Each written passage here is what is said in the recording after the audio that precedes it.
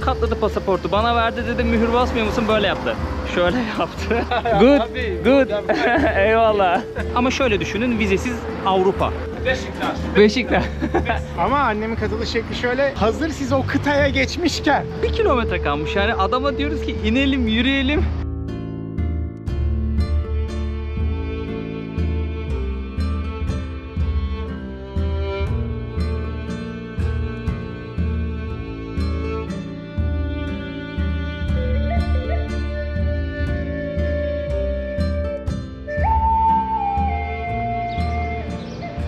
Artık Arnavutluğa veda ediyoruz. Şöyle etrafımıza bir kez daha bakalım. Burası yine canlıydı. İnsanlar kahvaltı yapmak için çıkmışlar dışarı. Restoranlara oturmuşlar. Bir şeyler yiyorlardı. Ben de hostelde birazcık dinlendim. Bir duş aldım. Kendime geldim. Çantamı hazırladım. Şimdi sokağa attım kendimi.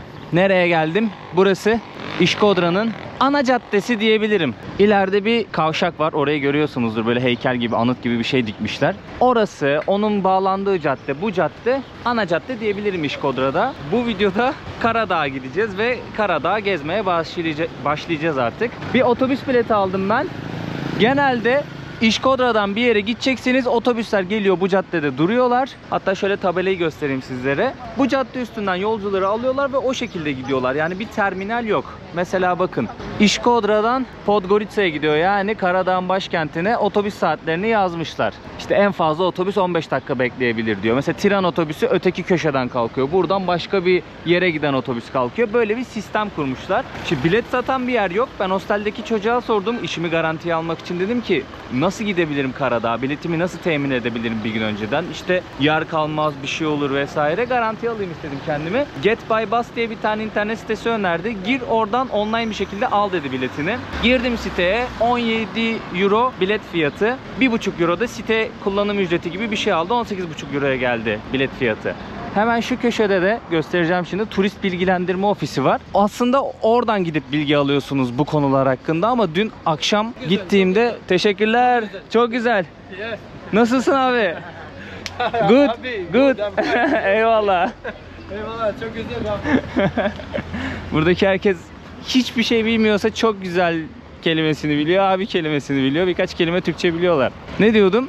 Gittiğimde kapalıydı, onu anlatıyordum. Şu köşede gördüğünüz ahşap kulübe bilgilendirme ofisi, turist bilgilendirme ofisi. Oraya gittiğimde kapalıydı dün, o yüzden kendilerinden bir bilgi alamadım. Ama gelirseniz muhakkak oraya gidin. Ne yapacaksınız İşkodra'da veyahut da buradan nereye gidecekseniz oradan bilgi alabilirsiniz. Bak, Visitor Center yazıyor zaten. Welcome to İşkodra. Meydan burası. Bir önceki videoyu izleyenler hatırlayacaktır zaten. Burada taksiler var. Bu yol üstünde taksiler var ama çok pahalıya gidiyorlar. Yani buradan Karadağ'a 100 euroya yakın bir fiyat çekti galiba, yanlış hatırlamıyorsam. Şimdi yalan olmasın, dün bir sordum da böyle boş bulunup, vardır bütçeniz, 3-4 kişisinizdir, belki paylaşabilirsiniz taksiye, onu da artık sizin tasarrufunuza bırakıyorum. Yani İşkodra'dan yola çıkacağız, Karadağ'a geçeceğiz. Umarım keyifli geçer, güzel geçer. Sizler de iyisinizdir, sağlığınız yerindedir, sıhhatiniz yerindedir. Şimdi o tarafa doğru gidiyorum ben. Otobüsümüzü bekleyelim, bakalım oraya mı gelecek. Harita burası gösteriyor çünkü. Bileti aldım, bana bir QR kod gönderdi. Bileti gönderdi. Otobüsün nereden kalkacağını da yazıyor. Harita koymuşlar böyle. Orada gösteriyorlar otobüs nereye gelecek diye. Burayı gösteriyor. Otobüsümüz geldi. Şu arkadaş görevli, ondan direkt bilet de alabiliyorsunuz. O otobüs buraya gelmeden yarım saat 40 dakika önce geliyormuş buraya. Elden bilet satıyormuş, aynı fiyat. Şimdi otobüs Tiran'dan geldi. Sabah 8'de kalktı. 10'da buraya ulaşıyor. Hatta biz şöyle öne geçelim direkt, ya benim valizim yok. Biletinizi şoföre gösteriyorsunuz. Otobüse geçiyorsunuz. Bu arkadaştan da bilet alabilirsiniz. Online ticket, eh? Online ticket, yes. To Kotor, eh? Yes, Kotor. Okay. Thank you for the. Sınır buradan yarım saat gözüküyor. Bakalım, bir gidelim sınıra. Geçelim. Kotor'a indiğimizde ben detaylı olarak bahsedeceğim. Prosedür nedir, sınırda ne yaşadım vesaire vesaire, hepsinden bahsedeceğim. Sıcak ya, bayağı sıcak bir hava var.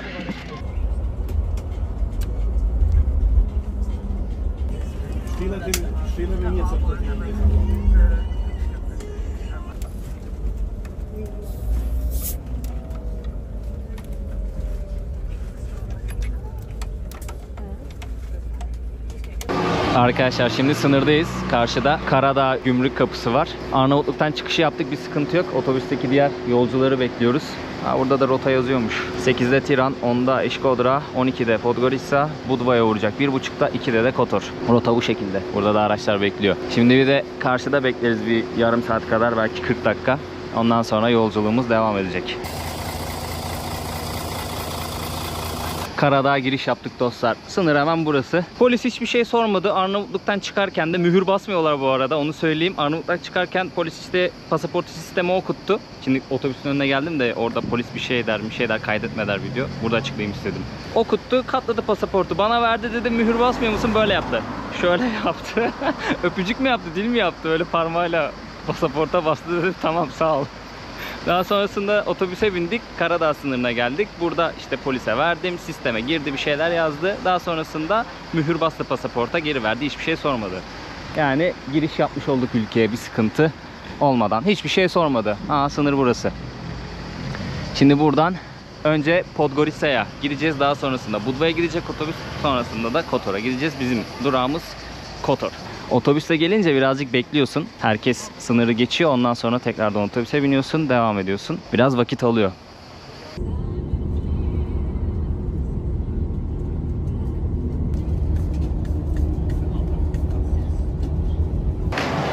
Kotor'a geldik sonunda. Aha da orada Welcome to Kotor yazıyor. Şimdi hemen gidip kalacağımız yere yerleşelim. Nereden çıkıyoruz? Buradan çıkabiliriz. Son 1 kilometre kala, otogara son 1 kilometre kala bir trafik başladı. Haritadan takip ediyorum artık. Yani ha geldik ha geleceğiz modundayım. Tünelde başladı, tamam mı? Sizce kaç dakikada gelmiştir? Son 1 kilometreyi bir düşünün ya. Bir düşünün, bir yazın bakalım sizce kaç kilometre, o son 1 kilometreyi kaç dakikada gelmiştir? Kafayı yersiniz var ya bak. 1 kilometre kalmış yani, adama diyoruz ki inelim yürüyelim, yok diyor, inat ediyor, indirmedi bizi yani. Gerçi o da haklı, yolun ortasında bir şey de diyemezsin. Tam 1 saat 12 dakikada geldik o 1 kilometreyi. Artık böyle yarım saat 40 dakika geçti, söylenmeye başladı herkes. Burada bak trafik görüyorsunuz, hala bir trafik var. Tünelden çıktık, buranın ucu tünel. Çıktık, burada böyle adım adım ilerliyor, adım adım ilerliyor. Bir türlü bitmedi trafik. Dayı ben geçeyim mi? Dayı sola bakıyor. İnanılmaz bir trafik. Bak bura akıyor. Burası Budva'ya giden yol. Burası böyle Kotor Old Town'a kadar gidiyor. Şaka gibiydi ya, var ya.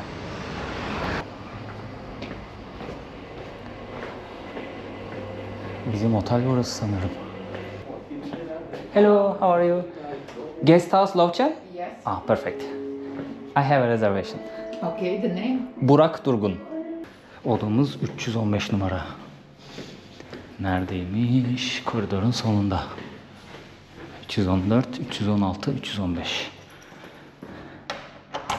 Burası Kotor'da bulduğum en uygun yerde. Hosteller ateş pahası. Kotor Old Town'un hemen dışında kalan bir bölge var. Yürüyerek 15 dakika Kotor Old Town'a.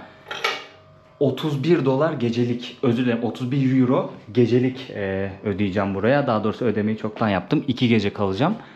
O da bana ait, böyle 2 tane yatak var. Burada dolabımız var. Burada buzdolabımız var. Burası da tuvalet, banyosu. Evet, artık gezmeye başlayabiliriz. Ülkeye sorunsuz bir şekilde girdik. Giriş prosedürünü anlattım. Kalacağımız yere de ulaştık. Yerleştim. Odamı da gösterdim. Şimdi artık Kotor'u gezmeye başlayabiliriz. Karadağ maceramız başladı. Bu gördüğünüz Kotor Old Town'un surları, yani eski şehrin surları. Zaten Kotor'a geldiğinizde en çok vakti burada geçireceksinizdir. Karadağ'a geldiğinizde de en çok vakti Kotor'da, Tivat'ta, Peras'ta, Budva'da, Svetistefan'da, bu bölgelerde geçireceksinizdir. Zaten sahil şeridi oluyor. Birbirine çok yakın yerler. Bir aksilik olmazsa Karadağ gezim boyunca hepsini gezip göstermek istiyorum sizlere. 5 yıl önce gelmiştim buraya. Sonbaharda, yağmurluydu.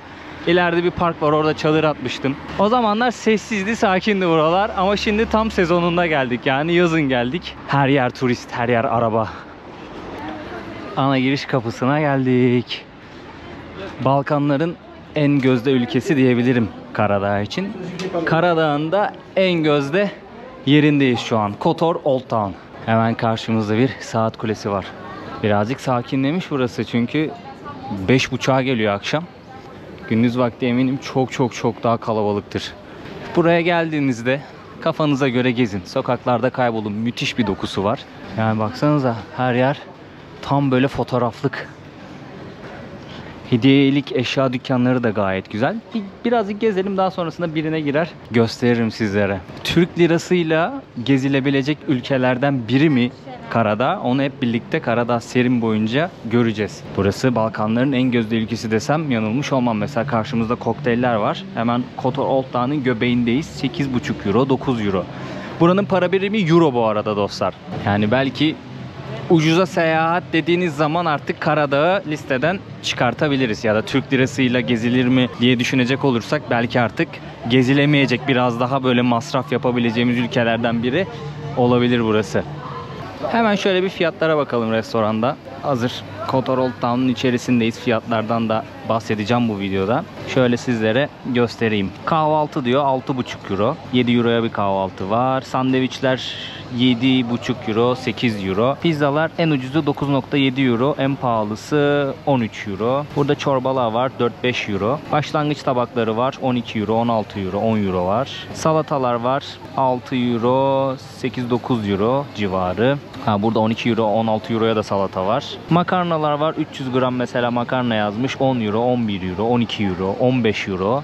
Burada et tabakları var 300 gram bir tavuk demiş 12 euro, 12 euro, 14 euro, 17 euro görüyorum, 15 euro görüyorum. Burada etler var 15 euro, 18 euro, 25 euro. Balık tabaklarına da bakalım 16 euro, 20 euro, 13 euro var. Tabi burada şeyleri de yazmış, İngilizcesi de yazıyor. Ben direkt fiyat olarak söylüyorum kabataslak.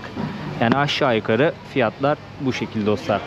10 euroya sanırım burada ortalama karnımızı doyurabiliriz gibi. Şurada da bir menü gördüm. Burada fotoğraflar da var. Hemen buraya da bir bakalım, göz atalım hızlıdan. Şöyle makarna tabakları var. 8,5 euro, 10 euro, 11 euro, 11 euro.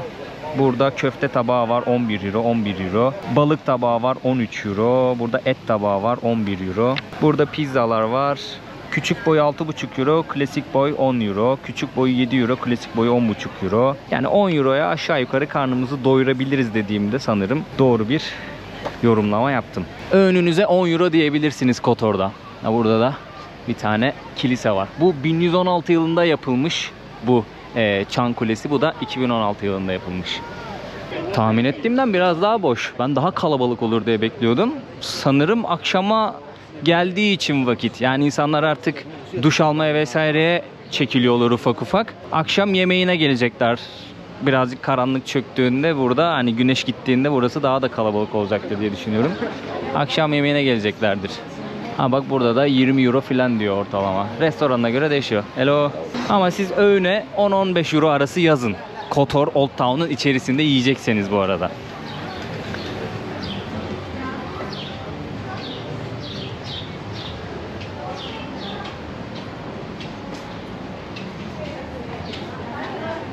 Harry Potter evreninden fırlamış gibi baksanıza. Burası kesin Türk restoranı. Lütfen vitrin önünde yemek yemeyiniz yazıyor. Artık buranın sahibi ne kadar çok çektiyse, sıkıntı çektiyse. Burada bak yine Türkçe yazıyor. Lütfen burada pizza yemeyin, çöpünüzü yere atmayın diyor. Kotor'da ve hatta Karadağ'da çok fazla Türk esnaf olduğunu, Türk işletmeci olduğunu biliyorum. Eğer birisiyle böyle yapabilirsem, konuşabilirsem yayınlamak isterim onu da. Sizlerle paylaşmak isterim. Düşüncesi nedir o kişinin? Buraya yerleşme konusunda, iş, yatırım yapma konusunda fikirlerini merak etmiyor değilim. Ama tabii izin almak mesele yani video için. Burası Kotor Old Town'un içindeki önemli binalardan bir tanesi. Bir müze, deniz müzesi. Bir de şurada yazıyor. Gurina ailesinin yaşadığı yermiş burası eskiden. Sanırım onlar da buranın meşhur ailelerinden bir tanesi. Bir fikrim yok. Gerçekten bir fikrim yok kim olduklarına dair. Ama onlar yaşıyormuş ve sanırım şimdi de müzeye bağışlamışlar. O yüzden burası önemli bir bina. Gelen insanlar burada fotoğraf çekiliyorlar. Turları da görüyorsunuz burada anlatıyor, yani es geçmiyor burayı. Best pizza in the town diyor. Hi. Hello, how are you? Can I have one pizza with cheese? Thank you. Here is the best pizza place in the town. Yes. You see after taste. Okay, it's nice. Can I show? Kotor Old Town'un en iyi pizzası burada yapılıyormuş dostlar. Böyle peynirli pizza aldım bir tane dilimi. It's YouTube channel. Sorry? Hi, you support Fenerbahçe? Beşiktaş. Beşiktaş. Another team? What is name of YouTube channel? Burak Durgun. Kahvo. Türkçe, Turkish. Speak Turkish? Bursa. A lot of Turkish people living here. Yes. They make business, right? Not here in this pizzeria. Not here. No, but another stores, maybe yes. Yes, every Okay. Türkiye, İzmir. Yes. Did you visit? No. I will one day. I hope. You like it. You will like it. Thank you so much, guys. Bye bye, ciao. Güle güle. Hello. En iyi pizzayı burada yapıyorlarmış. Şöyle göstereyim. Pronto, the best pizza in the town yazıyor. Tatlı çocuklardı ya. Fena da değil ha pizza. 3 euro dilimi. Bayağı da büyük dilim. Şöyle göstereyim. Onun yanında da şeyi var, restoranı var. Bakın burada Türkçe yazıyor. Şöyle göstereyim. Mesela domates sosu, 4 çeşit peynir diyor. Domates sosu, peynir, zeytin, kekik diyor. Türkçe menü de yazmışlar. Burada birçok yerde menülerde Türkçe de yazıyor bu arada. Yani dükkanların önünde Türkçe yazılar da var.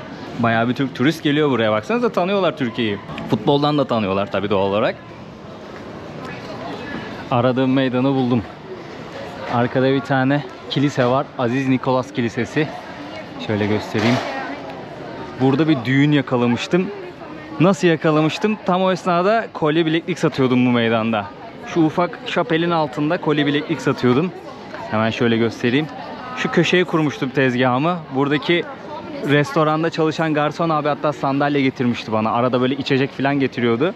Burada da işte düğün vardı. Gelinle damat böyle önümden geçmişti. Müzik vesaire bir şey çalıyordu. İnsanlar dans ediyordu, eğleniyordu falan.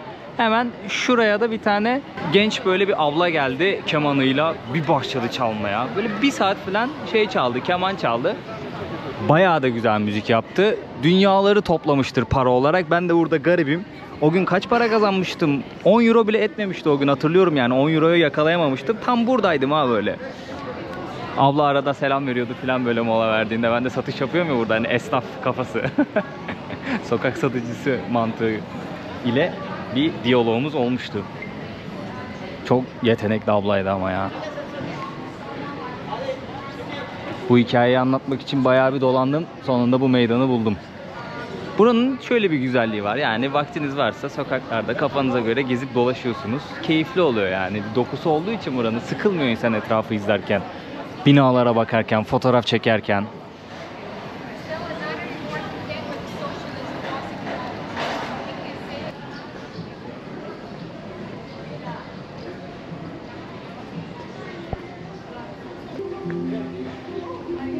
Burası Aziz John Katedrali'ne giden yol. Katedralin girişi paralı. Kaç para hatırlamıyorum ama pahalı diye aklımda kalmış. Şöyle bir kısmına kadar yürüyüp göstermek istiyorum. Buradaki evleri de göstermek istiyorum. Karadağ tatil için oldukça güzel bir lokasyon. Seveceğinizi düşünüyorum. Zaten Türkler için vizesiz. 90 gün vizesiz gezme hakkımız var. Şuradan şöyle kaleye çıkan yolu göstereyim sizlere. Maksat bilgilendirme olsun. Buradan böyle kaleye doğru çıkıyorsunuz. Şimdi ben farklı bir yerden manzara izleme noktası var. Kalenin de yukarısına çıkıyor. Oraya gideceğim. Bir aksilik olmazsa buluruz diye düşünüyorum. Oradan manzara çok daha güzel gözüküyor. Bu arada Kotor kediler şehri olarak geçiyor. Gel kız gel, seveceğim seni. Kediler şehri olarak geçiyor. Burada birçok hediyelik eşyanın üzerinde kedi figürü görebilirsiniz. Hatta şehirde de kedi görebilirsiniz. Şimdi burası turizm için güzel bir nokta. Tatil için güzel bir nokta. Geldiniz, gezmek istiyorsunuz. Bakacağınız ilk şey konaklama. Hemen açıyoruz Booking'i. Booking.com'u. Yazıyoruz abi Kotor. Tarihleri giriyoruz. Tıkladık ara tuşuna.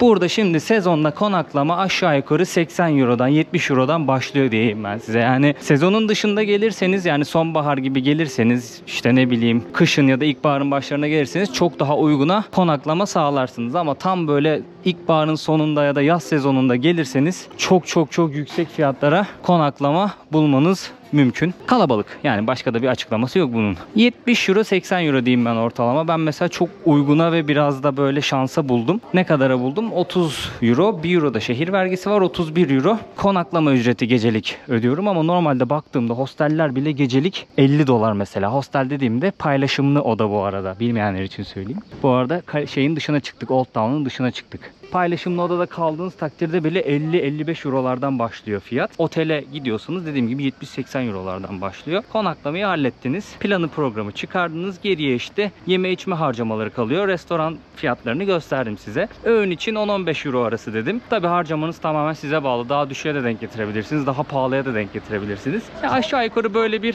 hesaplama yaptığınızda kaç para, günde kaç para harcayacağınızı çıkarırsınız diye düşünüyorum. Tabi artı eksi mutlaka olacaktır yani. Onu es geçmeyin derim. Bunun dışında zaten burada geziyorsunuz. Müzeye vesaireye bir şey girmediğiniz sürece para ödemezsiniz bir şey için. Geri kalan işte yeme içme ve konaklama oluyor. Bu fiyatları gördükten sonra hala Türk lirasıyla buraya gelip gezilir mi? Birazcık zorlayabilir bütçeyi. Ama şöyle düşünün, vizesiz Avrupa. Yani öyle geçiyor karada. Vizesiz Avrupa tatili gibi düşünün burayı. Şimdi ilerleyen videolarda sahil kesimine gidip böyle denize girilen yerlere de gideceğiz. Daha net göreceğiz orayı da, fiyatları da. Yakın zamanda Avrupa Birliği'ne girebilecek potansiyeli olan bir ülke olduğu için karada Avrupa Birliği'ne girmeden gelinip görülebilir bence. İyi bir seçenek olabilir diye düşünüyorum. Markete su almaya geldim de alkol fiyatlarını da göstereyim sizlere. 1.2 euro şöyle bir Tuborg. Yarımlık değil mi bu? Evet, yarımlık. Başka ne varmış?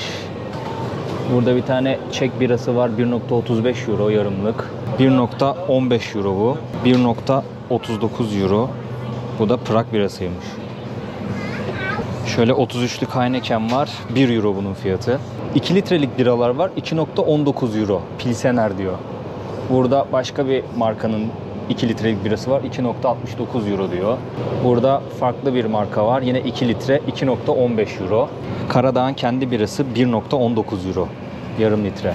Burada meyve suları ve kolalar var. Aşağı yukarı 1 euro. Yani 50 centle 1 euro arası değişiyor. 1,5 litrelik su aldım ben. 70 cent. Burada şaraplar var. 4,5 euro. 13 euroya şarap var. 15 euroya şarap var. Burada 4.39 euro şarap. Şampanyalar var. 17 euroya da şampanya var. 81.25 euroya da şampanya var. Buradaki şaraplar da 10 euro, 6 euro, 20 euro, 9 euro, 6 euro. Yani 5 eurodan başlıyor şaraplar. Öyle söyleyeyim ben size. Old Town'un arkasındaki kapıdan çıktık, tamam mı dostlar? Böyle geliyoruz. Şöyle bir köprü var. Geçiyoruz burayı. Döndünüz buradan sağa. Pekara yazıyor. Bakery. Pekara Sırpçada fırın demek. Bunu aldınız abi solunuza. Buradan dümdüz yürüyorsunuz. Şimdi sizlere şu dağa, yani belli bir noktasına nasıl çıkabileceğinizi ve Kotor Körfezi'ni izleyebileceğiniz en güzel yeri göstereceğim. Burada da böyle oteller var, pansiyonlar var. Buraya kadar yürüdük. Burayı görüyorsunuz. Hemen sağa dönüyorsunuz. Burada bir patika bulacaksınız. Buradan devam ediyorsunuz. Bakın. Old Town hemen arka tarafımızda kaldı. Şimdi bu patikadan böyle tırmanmaya başlayacağız. Hatta şurada görünüyor. Hemen burası da kale zaten. Kalenin yanından usul usul dağın belli bir kısmına kadar çıkacağız. Çıkanlar gözüküyordur belki. Böyle zikzak çize çize yukarı doğru tırmanıyorlar. Birazcık dik ama çok zor bir tırmanış değil. Yani yavaş yavaş yaparsınız. En azından göreceğimiz manzaraya değer.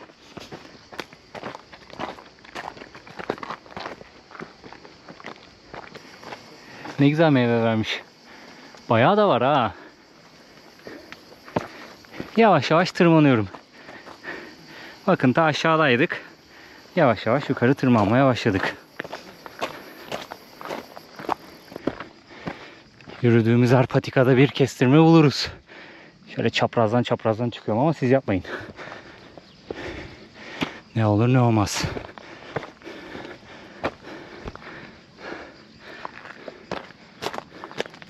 Önümdeki grup bayağı engelliyordu hızımı.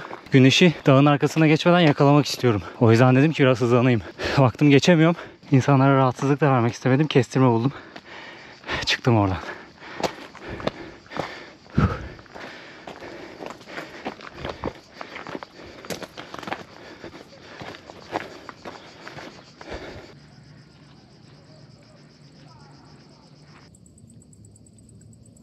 En az 1 litre terledim. En az. Ne sıcak ya. Hadi devam.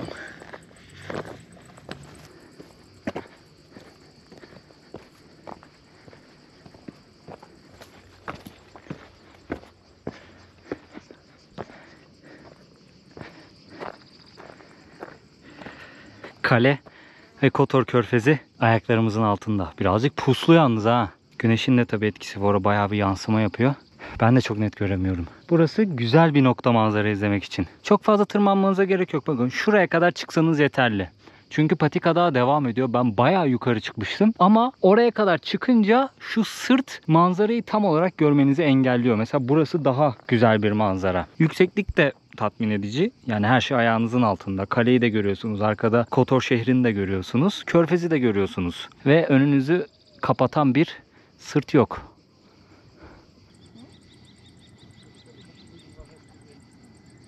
Ürdün'den döndüğümde nereye gitsem diye plan yapıyordum. Balkanlara geleceğim kesinleştiğinde aklıma gelen ilk yerlerden biri burasıydı. Direkt bu manzara geldi aklıma. Favori yerin neresi diye soracak olursam Balkanlarda ilk 3'e burası kesin girer. Hatta 1. sıraya bile yazabilirim şu manzarayı ya. Kotor Körfezi hemen Adriyatik'e açılıyor. Adriyatik denizine. Oradan Akdeniz'e bağlanıyor. Eğer karada Avrupa Birliği'ne girerse burası çok daha kıymet görür. Çünkü gerçekten çok güzel bir ülke. Pahalılık, ucuzluk tartışılır ama gelinip görülmesi gereken bir yer burası. Yani sadece bu manzara için demiyorum. Karadağ'ın geneli için konuşuyorum. 2006 yılında Sırbistan'dan referandumla ayrıldılar. Bağımsızlığını ilan etti Karadağ. Önceden Sırbistan Karadağ hatırlıyorsanız bir ülkeydi. Daha sonrasında 2008'de Avrupa Birliği'ne üyelik için başvurdu. 2010'da üyeliği kabul edildi. 2012'de müzakerelere başladılar. Hala da müzakereler devam ediyor. Tamamlamaları gereken, düzeltmeleri gereken bazı şeyler varmış. Yani Avrupa Birliği'nin şart koştuğu. Onları tamamladığında Avrupa Birliği'ne girecek. Para birimi zaten euro. Bildiğim kadarıyla uzun zamandır da Schengen bölgesinde vizesiz gezme hakları var. Yani Avrupa içerisinde vizesiz gezme hakkı var Karadağ vatandaşlarının. O yüzden zaten Türkiye'den buraya gelip çok fazla iş yapmak ve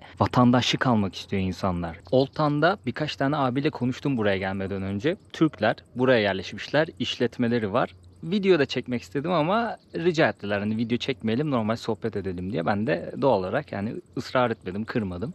Söylediler açık açık. Yani Türkiye'deki yaşam şartlarından daha iyi dedi abiler buradaki yaşam şartları için. Hani ucuzluk, pahalılık konusundan bahsettiler. Türkiye'ye göre biraz daha huzurlu ve rahat bir yaşam olduğunu söylediler. Eğer turizm işi yapacaksanız Karadağ için, özellikle bu sahil kesimi için, Kotor'dur, Budva'dır, Peras'tır, Tivat'tır, buralar için gayet güzel ve uygun olan, hani turizm işi yapacaksanız bu işler için uygun olan bölgeler olduğunu söylediler. Memnunlar yani, şimdiye kadar konuştuğum abiler burada yaşamdan, iş kurmaktan memnunlar. İş kurma detaylarına maalesef giremediler çok fazla çünkü müşteriler gelip gidiyordu. Ama sanırım bir şirket açıyorsunuz ya da yatırım yapıyorsunuz, konut alıyorsunuz vesaire, böyle şartları var. Vatandaşlık veriyor mu Karadağ artık bilmiyorum. Eskiden sanırım belli bir miktarın üzerinde bir konut aldığında, bir emlak aldığında ya da bir yatırım yaptığında vatandaşlık veriyormuş ve işte hani 5 sene yaşayınca pasaportu alıyor musun? Öyle bir bilgi okudum internette. Ne kadar doğrudur bilmiyorum. Yani yalan da olabilir. Biliyorsunuz internette çok fazla yalan yanlış bilgi var. Bir yandan da artık böyle vatandaşlık vermediğine dair yazılar da var. Bilenler varsa bizleri aydınlatsınlar. Ben buradan böyle sormuş olayım, yani öğrenmek için sormuş olayım. Ama anladığım kadarıyla bir şirket açarsanız burada oturum alıyorsunuz ya da bir işletme vesaire bir şey, yani bir iş kurmak isterseniz oturum alıyorsunuz. Her sene o oturumu yeniliyorsunuz. Kiralar turistik bölgelerde Türkiye ile hemen hemen aynı fiyatta dedi abiler. Karadağ'ın başka bölgelerine gittiğiniz zaman daha da uygun fiyatlı kiralar, evler bulmak mümkünmüş. Böyle bilgiler de aldım. Keşke kendileri kameraya konuşsalardı ama bazen insanlar kameraya konuşmak istemiyorlar. O yüzden ben de aldığım bilgileri sizlere aktarıyorum.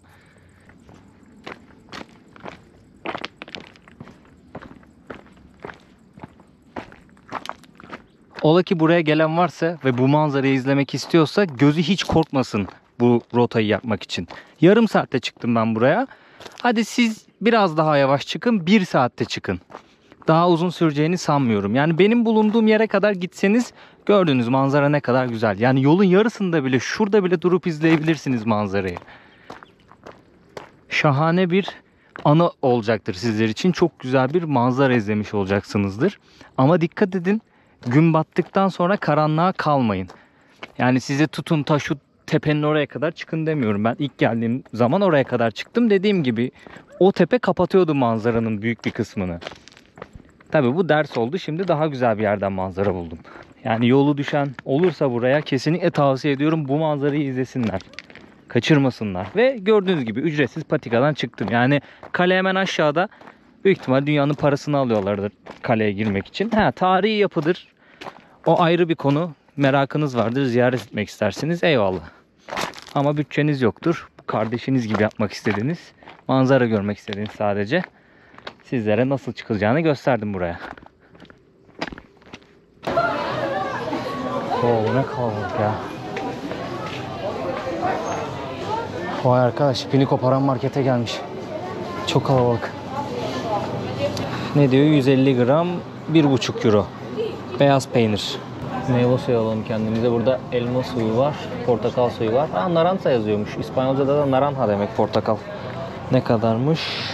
1.19 galiba bu. 1.59 da olabilir. Bence 1.19 bu. Şimdi ekmek de aldık mı? Tamamdır. Akşam yemeğimiz hazır. İçeceğimiz de var. Mükemmel. Şu şahane bir sos ya. Bayılıyorum buna. Bir de bunun acı versiyonu var. O da çok güzel ama fena acı oluyor. Avjar. Bütün Balkanlarda meşhurdur o sos. Şu kocaman kavanoz 660 gram net. Ne kadar? 2.65 euro. Şimdi alsam bitiremem bunu ya. Ufağı lazım bana. Peynirle güzel gider aslında. Şöyle bir tane alalım ya avjar sos. Umarım bu acı değildir. 330 gram. Ne kadar yapıyor bu? 1. kaçtı? Fiyatını da söyleyeyim sizlere. 1.69 euro. Şöyle bir tane ekmek alalım. 80 cent bu da. Ben bunları 2 gün yerim ya. En azından peyniri yarın tazelerim de ekmeği de sosu da 2 gün yerim. Şimdi ne zamandır yoldasınız? Biz yeni başladık. 12-13 gün oldu değil mi Kadir'ciğim? Bu tur için evet. Bu tur için evet 12-13 gün oldu. Yine otostopla ilerliyoruz. Ama sanırım o şeyi sordum. 2016 anlattın ya biraz önce. Evet, marketin içinde konuşmuştuk ya, 2016 demiştiniz sanırım. 2016'da şimdi oğlum arkadaşıyla birlikte önce dünya turu yapmaya başlamıştı otostopla. Onlar 3-4 ülke gezdikten sonra ben de çok istiyorum falan böyle. Dedim ki katılabilir miyim ben de size? Tabii. İran'daydık ilk. Tabii o zamanlar seni de tenzih ederek söylüyorum. Bilmiyorum ne zaman başladın ama gezgin YouTuber kavramı çok yoktu. Yoktu evet, doğrudur. Neredeyse hiç yoktu. En bilinen gezgin YouTuber'ların daha yeni belki paylaştığı videolarımız var. İşte otostopla 5 parasız dünya turu hikayesi yapalım dedik ki belki insanlara ilham oluruz. Böyle paran olmasa bile hayallerinin peşinden gidersen en azından yaklaşabileceğini ya da elde edebileceğini gösteririz. Hem de insanların hala iyi, güvenilebilir olduğunu çoğunlukla gösteririz diye yola çıktık. İşte Gürcistan, Azerbaycan, İran yaptık. Tık annemden telefon, ya aslında ben de çok merak ediyorum oraları. Hani kabul ederseniz ben de gelsem mi falan. Yani sen bilirsin ama biliyorsun hani biz sokakta yatıyoruz, şey yapıyoruz. Hani yeri gelirse tabii ki de couchsurfing kullanıyoruz şu. Annem de dağcılık kulüpleriyle falan gezen bir insandır. Ondan sonra hatta benim kullandığım çadır annemin çadırıydı aslında. Husky çadırı vardı. 2010'da başladım ben çadırla. Hepimizden tecrübelisiniz yani. Estağfurullah, olur mu canım? Ondan sonra ne taraftan gideceğiz? Şuradan sanırım hemen böyle şey var, deniz kenarında Tamam, bakalım. oturabiliriz. Sonra önce bir İran da geldi annem yanımıza. Sonra biz bir şekilde Sri Lanka'ya gittik. Annem geri döndü. Sonra Malezya'ya gittik. Oradan işte Malezya, Tayland oraları gezeceğiz. İtibariyle ben onlara katıldım. Ama annemin katılış şekli şöyle. Malezya'dan itibaren siz de katıldınız. Evet. Aynen öyle. Ama annemin katılış şekli şöyle. Diyor ki ya işte orada şey var, Kamboçya, evet işte dünyanın en büyük işte tapınağı vesaire, Angkor Wat en orada. çok istediğim yer Angkor Wat'ı görmek benim aslında. Başlangıç olarak oraya. Ve diyor ki hazır siz o kıtaya geçmişken acaba ben de mi yani o ülkeye geçmişken falan değil, o kıtadayken. Yolunu yapıyor ya. Aynen. Asya kıtasına başlamışken siz ben de gelebilir miyim? Asya'yı dedik, çok istiyorum okey. görmek çünkü kültürü farklı, her şeyi farklı, yiyecek, içecek, kültürü her şey yani giyimi falan her şey farklı ve çok istiyorum ben Asya'yı görmeyi. Aynen. Sonra biz de tabii dedik neden olmasın. Malezya'ya geldi. Sonra Malezya, Tayland, Singapur, Endonezya. Hep birlikte gezdik. Otostop yaptık. Couchsurfing'de kaldık. Sokakta kaldık. Çadırda kaldık. 17 kiloyla da 17 kiloyla. ilerledim yani. Oo, Tapınaklarda helal olsun ya. kaldık. Yani bir de ilk başladığımız zamanlar hani çok tecrübeli değilsin ya, çantalar çok dolu, ağır tabii. Şimdi her şey super light'a bakıyorsun hani. Şu Mümkünse anda tabii. Olabileceğin hafif Aynen. versiyonu. Çok Aynen. daha konforlu geziyoruz şu anda o zamana göre tabii Aynen ki. öyle. Öyle bir Öyle başladı. sonra nerede sen geri döndün hani? Ben, Kamboçya'da mı geri döndün? Kamboçya'da geri döndüm ben. Evet, benim ayağım Kongrong en falan son şişmişti. Kongrong'da Kongrong'a gittik. Ondan sonra ben geri döndüm. Siz ilerlediniz. Biz Japonya, Kore oralara devam ettik. Sonra benim arkadaşımla geri döndüm. Sonra ben tek başıma bir yere devam ettim. Sonra tabii annem zehri aldığı için bundan sonra dedi ki Zehir girdi mi Ben bir kere kana? Evet. dedi ki tek Çıktım 2019'da, Temmuz'da çıktım. 4,5 ayda işte Japonya, 40 gün Japonya, 40 gün Güney Kore, 30 gün Tayvan, Hong Kong, 30-40 gün falan. Ben 4,5 ayda böyle tek başına oraları gezdim. Bu arada Kadir'le bu arada arada karşılaşıyoruz. Arada karşı... Tayvan'da bir gün, hatta bir gün değil. Gece 8'de geldi, akşamleyin 8'de geldi. Ben sabahleyin o şehirden ayrılacağım. Hani hiç rotayı birleştireyim falan yok yani. Aa Ya sen de mi şöyle, buradaydın? uçak almış annem geçmek için. Ondan sonra biz o tarihe de, çünkü ucuz uçağa bakıyorsun. Evet. Biz o tarihe denk getirememişiz. Ya 3 gün 5 gün arayla ya bir hafta arayla. Biz artık yurt dışı ülkelerde karşılaşır olduk falan böyle. Bir anne oğul Konya'da yine buluşması gibi. karşılaştık, şeye Aynen. çıktık, Fuji. İjen'di. Fuji Fuji. zirvesi yaptı annem. Aa gerçekten mi? Aynen. Fuji'de En, Fuji'ne çıktık. en büyük hayallerimden biri ya. Abi Çok kesinlikle. güzeldi. Çok güzel bir Japon atasözü varmış. Diyormuş ki Fuji'ye bir kere çıkan bilge insandır. İki kere çıkan ahmak adamdır. Ha harbiden mi? Doğru da.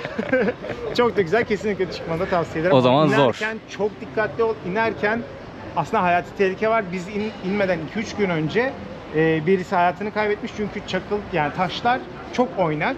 Çok dik bir yer var. Oradan bir taş yuvarlandığı zaman eğer denk gelirse. Hepsi gidiyor. Çok kötü. Ekvador'da Tungurahua volkanına çıkmıştım. Aynı öyleydi. Hatta bir 20 metre falan sürüklenmişliğim vardı orada. Evet sanırım aynı formda. Taşlıklar var arada, yukarıda, en yukarıda taşlıklar var. Onlar kayıyor tabii ki. O çok tehlikeli oluyor. Ben de orada tecrübe ettim. Evet. Biz de hani gezmeye çalışıyoruz. Çok güzel ama yani Türkiye'de benim şu ana kadar karşılaştığım tek böyle anne oğul gezen olabilirsiniz. Sizin gibilerin çoğalmasını diliyorum. Çünkü Fransızlarda bu kültür var. Fransız arkadaşlarım çok oldu Güney Amerika'da. Aha. Hep böyle babaları, dedeleri sırt çantalı gezmişler yani. Hani Süper. belki dedeleri savaş dönemine denk gelmiştir Aha. ama yine de bir gezme kültürü var ülkede. Böyle geç isterseniz. Ne yazık ki bizim ülkemizde yok. Ama görüyorum ki sizler güzel Evet, bir biz meşale yakmışsınız. Şöyle biz meşaleyi yaktık. Hatta benim de bahsettiğim gibi olay aslında insanlara ilham vermek olduğu için ben de zamanında YouTube'a başladım. Ama Var mı peki şu an ürettiğin bir sosyal medya içeriği? Şöyle, Paylaşabilirim şu an, hemen. Buradan söyleyebilirsin takip etmek isteyenler benimki, olursa. Kavabanga TR olarak açmıştım. Sonra Kadir Batuhan Koparan olarak değişti. İçerikleri görebilirler. Çok fazla kaliteli olmasını istedim. Çok fazla vakit ayırdım. Sen de daha iyi bileceğin üzere insanı çok tüketen bir şey. Doğrudur. Eğer adam akıllı bir şey yapmak istiyorsan. Ama yapmam gereken neydi? İşte direkt paylaş. Tabii maceralarını aslında bir yerde Aynen. paylaşman Ama gerekiyor. Fazla kalite alt yazılar, işte bir şeyler, color correction'ına kadar öğrenmeye çalıştım yani video edit olayı. O biraz yoruyor. O bayağı tükenmişlik yarattı bende. Annem de sırt çantalı anne olarak bulabilirler. Aa sırt çantalı anne. Ben alacağım şimdi Instagram'larınızı aşağıya bırakırım, açıklamaları da bırakırım. Takip eder arkadaşlar sizleri. Kesinlikle. Öyle yani bizim gezimizde böyle. Aynen. Bu da otostop şeyi Aynen. olsa gerek. Bugün başarısız olduk Bugün ya. başarısız olduk gerçekten. Artık bilet almak durumunda kaldık. Hava Aa. sıcaktı. Şöyle önce bir airport yapalım. Oradan yani airport'a kadar gidelim. Oradan otostopla diye düşündük. Daha sonra Border'a kadar en azından gidelim. O da olmadı. Sonra Mostar hani yazalım falan böyle. Ama başarılı olamadık. Gittik yaptık. Bilet aldık yarım saat. Şöyle Mostar'a iki taraftan yol gidiyormuş. Biri şu girintinin sağından, biri de solundan. İkisi de Mostar'a gidiyor. Birine soruyorsun diyor ki burası güzel. Birine soruyorsun burası güzel. Ben haritada baktım oraya doğru gidene. Ben de oraya yakındık biz de. Tam şehir çıkışı diye. Durduk 2 saat bekledik. Kadının biri dedi ki buradan gitseniz daha iyi olur. Tabii önemli olan nereden çok araba geçti. Yani güzel olması değil. İşin sıkıntısı şu. Bizim durduğumuz yerde trafik akıyor ama öteki taraf şehre giriş olduğu için müthiş bir trafik var. Abi, Anladım. 1-2 saat orada harcadık. Sonra dedik ki okey, geri ben bir yaptım. Ne o işte bakkala sordum, orada kafe vardı sordum, yoklama yapıyorum hangi yol daha iyi falan. 2 puan burası aldı, 1 puan orası aldı, 1 puan çekimser kaldı. Hadi burayı deneyelim dedik. Buraya kadar geldik. Burada da şehrin içindeyiz. Duran olmuyor doğal. Pek duran olmaz buralarda şehrin içi olduğu için. Çok sıcaktı bugün gerçekten. Bugün İnanılmaz sıcaktı. ben kaldığım yerde resepsiyondaki abla dedi. Şu ana kadar yazın en sıcak günü dedi. Evet, en sıcak günüymüş bugün. O yüzden dedik ki boş ver, pes ettik. İyi yapmışsınız ya. Biletimizi aldık yarın sabah erkenden Mostar'a inşallah. Mostar çok güzeldir. Gideceğiz. Öyle yani. Ondan sonra da diğer ülkemiz var. Şimdilik yani bitirmek. Bosna ve Sırbistan kaldı o zaman. Aynen. Bosna bir de. Var. Şeyli olan. Hırvatistan. Hayır. Yok. Bosna'nın altında. Hırvatistan var. Onun altında. Onun altında. Ay unuttum. Aklıma Bakar gelmedi. mısın Sırbistan, Slovakya. Sırbistan'ın varsaymadığı ülke. ya? Ha, Kosova. Yanında. Ha, Kosova, ha, Yanında ha. Kosova. Kosova, tamam. Kosova'da bitireceğiz şeyi. Tamam. Yani. O zaman Sırbistan'a geçeceksiniz. Gideceğiz. Oradan doğru geçiş var Ha, Kosova'ya. Aynen. Öyle Kosova'dan geçemiyorsunuz diye biliyorum ama öyle olduğu için biz zaten bu taraftan geldik. geçebiliyorsunuz diyen de var. Sıkıntı- Çok emin değilim ama yine de garantiye almak lazım. Sıkıntı yaratılıyormuş. O Tabii. yüzden de Tanımadığı için. aynen garanti alalım dedik. Böyle geçtik. Böyle değil. İyi yapmışsınız. Böyle yapalım. Kosova'da bir Türk köyü var. Prizren'e bir yarım saat uzaklıkta, Mamuşa diye. Gidelim oraya. Giderseniz sevinirler. Yani çok sevinirler. Tamam. Çok sevinirler. Oraya mutlaka gideriz yani. Harika oldu. Öyle. Çok memnun Çok oldum mutlu vallahi oldum. sizleri Ben de tanıdığıma ya. Seni tanıdığıma çok mutlu oldum. Çünkü takipteyim ben. Ay, çok teşekkür ederim. Çok sağ olun. Uzun zamandır. Hatta çok üzüldüm. Yazdım da yorum tabii. Bir Çok sürü teşekkür insanlar ederim. sana çok takipçin olduğu için yazanlar çok oldu. Kimin ne olduğu tabii ki. Sağ olsunlar. Kimi takip edemezsin. Senin de Allah yolunu açık etsin. Teşekkür ederim hepimizin ya. Bundan sonra güzel sizi yollar takipteyim. olsun. Öyle Valla yani. çok güzel. Yani inşallah bu videoda ilham olursunuz. Böyle aileler. Bu İnşallah. gezide şeyi görüyorum, böyle yaşlı amcalar, teyzeler turla değil kendi başlarına gelmişler. Dedim vallahi bravo, çok kişiyle tanıştım öyle.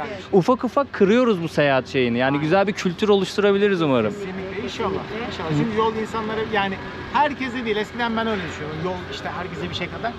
Maalesef bazı insanlar kendi sıkıntılarıyla birlikte gidip onları da aşılamaya çalışıyor ama genelde gezmeyi seven, yeni şeylere açık olan insanlar bir şeyler katacağını düşünüyorum. Kesinlikle öyle. Kesinlikle. İnşallah onlar da dener. Havayı kararttık vallahi dostlar. Çok güzel bir karşılaşma oldu ya. Vallahi var ya, o kadar mutlu oldum ki. Bütün böyle keyfim, enerjim yerine geldi. Anne oğul bak ne güzel ya. Almışlar sırt çantalarını, seyahat ediyorlar. Çadır kuruyorlar. Otostop çekiyorlar. Couchsurfing'de kalıyorlar. Bak bizim insanımız gezmeyi seviyor. Ben bunu hep söylüyorum. Bazı sebeplerden dolayı böyle çekiniyoruz, çıkamıyoruz. Ekonomik problemler vesaire. Ama bunu bir şekilde kırmamız gerekiyor. Örnek olsun. Gerçekten örnek olsun ve bir meşale yakmışlar. Umarım devam eder. Umarım bütün ülkeye yayılır. İnan içimdeki gezme şeyi böyle canlandı. Bak samimi söylüyorum. Seyahatteyim şu an. Seyahat ediyorum ama kıpırtı oldu ya anıları dinleyince. O kadar güzel hikayeler anlattılar ki. Sizlerle de tanıştırabildiğim için ayrıca mutlu oldum. Kendi ağızlarından dinlediniz yaptıkları şeyleri, hikayelerini. Umarım artık Türkiye'deki bu seyahat algısı kırılır ve herkes böyle bir şekilde yola atar kendini, anladın mı? Bunu bir kültür haline getirmemiz gerekiyor artık. Bununla bir anlaşalım. Geç kanka. Motorlu görünce bir adım geri duracaksın aga. Kolombiya'dan kalan bir travma. Motorlu duyduğun an, bir de Brezilya'dan bir adım geri duracaksın. Her an her şey olabilir. Tabi buralar güvenli ülkeler. Yani yine de siz tedbiri elden bırakmayın ama bir Güney Amerika'nın namı yoktur buralarda. Gezdik dolaştık. Kotor'daki, Karadağ'daki ilk günüm. Dilim döndüğünce bildiklerimi anlattım. Paylaştım her şeyi. Etrafı gösterdim. Manzarayı gösterdim. Bugünü de bitiriyoruz bu şekilde dostlar. Umarım keyif aldığınız videodan. Daha Karadağ seyahatim devam edecek. Yani birkaç video daha gelecek buradan. Balkan seyahatim biraz hızlı devam ediyor. Her yere gidemiyorum, kusura bakmayın. Yazıyorsunuz şuraya da git, buraya da git diye. Haklısınız. Gönül ister ki gitmek ama çok sıcak. Takdir edersiniz ki belli bir bütçe dahilinde Balkan seyahati planladım ve her yere gidemiyorum o sebepten dolayı ve bunun yanında inanılmaz bir sıcak var. Yaz dönemi gezmek gerçekten çok yıpratıyor insanı ve buralar da çok kalabalık. Yani her yerin fiyatı artmış durumda, konaklamasından yiyecek içeceğine. Her yer biraz mevsimsel olduğu için hani tam böyle turistik sezon. Anlayabiliyorum buradaki insanları da, biraz fiyatlar artmış, o yüzden böyle rotamı inceden bütçemi de aşmayacak şekilde ayarlamaya çalışıyorum. Umarım keyif alarak izliyorsunuzdur videoları. Ne diyecektim? Bundan sonraki video güzel bir yerden gelecek. Daha önce Karadağ'a gelip de gidemediğim bir yerden gelecek. Bir aksilik olmazsa. Bu arada ben geçtim galiba kalacağım yeri. Geçmiş olabilirim. Evet, benzinliğin oradaydı diye hatırlıyorum. Geri döneyim. Kameraya konuşurken bazen atlıyorum böyle. Bekleyin videoyu. Onu diyordum. Bu videoyu da beğenirseniz, yorum atarsanız, abone olursanız, bildirimleri açarsanız çok sevinirim. Bir sonraki videoda görüşmek üzere diyeyim. Ve her zamanki bitirişimi yapayım. Güney Amerika'dan bana bir dilime yapıştı artık. Hatıra mı kaldı diyeyim, ne diyeyim, bir fikrim yok. Adios amigos diyorum kendinize. Çok iyi bakın. Peynirim var, ekmeğim var, avcar sosum var ve meyve suyum var. Bu akşamın menüsü gayet güzel. Yarın akşamın menüsü de bu. Gayet güzel.